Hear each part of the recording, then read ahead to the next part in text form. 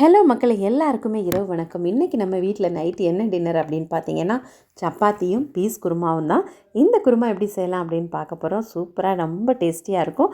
அதே மாதிரி இன்றைக்கி மத்தியானம் பீஸ் புலாவ் செஞ்சு காலிஃப்ளவர் ஃப்ரை செஞ்சு எடுத்துகிட்டு போயிட்டோம்.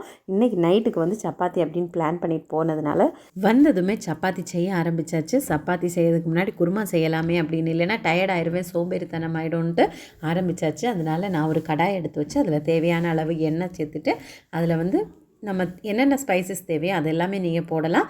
நான் வந்து தேவையான ஸ்பைசஸை போட்டிருக்கேன். அது கூட கொஞ்சமாக பூண்டு, கொஞ்சமாக இஞ்சி, இதை வந்து என்ன பண்ணியிருக்கேன், இந்த தடவை பேஸ்ட் பண்ணாமல் ஜஸ்ட் சின்னதாக கட் பண்ணி இதில் வந்து நான் எண்ணெயில் போட்டு நல்லா டீப்பாக ஃப்ரை பண்ணி எடுக்க போகிறேன். இந்த மாதிரி டீப்பாக ஃப்ரை ஆனதுக்கு பிறகு வந்து ஒரு பெரிய வெங்காயத்தை சின்னதாக நீட்டமாக கட் பண்ணிடுங்க. நீட்டமாக கட் பண்ணி அதில் சேர்த்துக்கோங்க.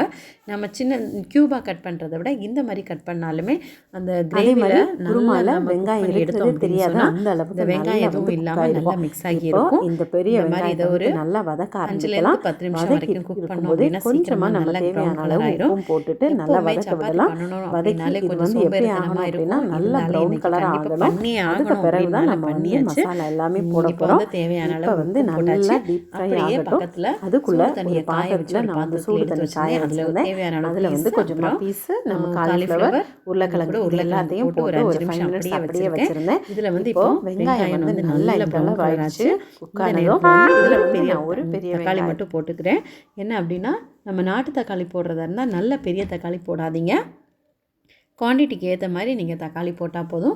நான் வந்து ஒரு தக்காளி போட்டு நல்லா வதக்கிட்டேன். இப்போ வந்து இந்த அளவு எண்ணெயெல்லாம் நல்லா பிரிஞ்சு வந்தாச்சு. இப்போ வந்து நம்ம தேவையான அளவு மசாலா எல்லாமே போட போகிறோம். மசாலா என்னென்ன போட போகிறோம் அப்படின்னா, மிளகாப்பொடி, மல்லிப்பொடி, இது நான் காஷ்மீரி மிளகாப்பொடி போட்டிருக்கேன். அதுக்கப்புறம் மஞ்சள் தூள், கரம் மசாலா, இதெல்லாம் போட்டு எண்ணெயில் நல்லா மிக்ஸ் பண்ணிடுங்க. ஒரு 5 மினிட்ஸ் வந்து நம்ம மிக்ஸ் பண்ணும்போது அது என்ன ஆகும் அப்படின்னா, எண்ணெய் நல்லா பிரிஞ்சு வரும். இந்த ஸ்டேஜில் வந்து நம்ம சூடு தண்ணியில் போட்டு வச்சுருக்க பீஸ் எல்லாத்தையும் வடிகட்டி இதில் போட்டுடலாம். இப்போ போட்டுட்டு இதையும் ஒரு 5 நிமிஷம் நல்லா எண்ணெயிலே குக் பண்ணி எடுக்க போகிறோம். எண்ணெயில் வந்து பீஸ் வந்து வேகுமா அப்படிங்கிற ஒரு டவுட் இருக்கும். கண்டிப்பாக பீஸ் வேகும், நீங்கள் அதனால் கவலைப்பட வேண்டாம். நான் போட்டிருக்கிறது ஃப்ரெஷ் பீஸ் தான், ட்ரை பீஸ் கிடையாது.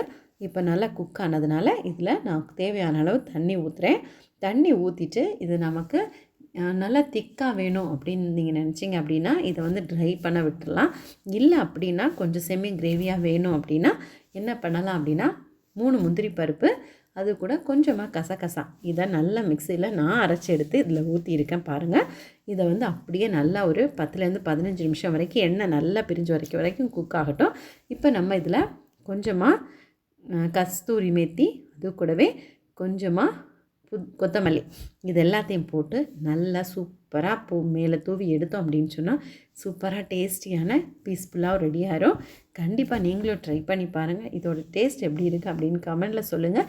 அதே மாதிரி நம்ம தேங்காய் எதுவும் சேர்க்க வேண்டியதில்லை. இது ஈஸியான ஒரு மெத்தட். பிடிச்சிருந்தால் லைக் பண்ணி சப்ஸ்கிரைப் பண்ணுங்கள். தேங்க்யூ.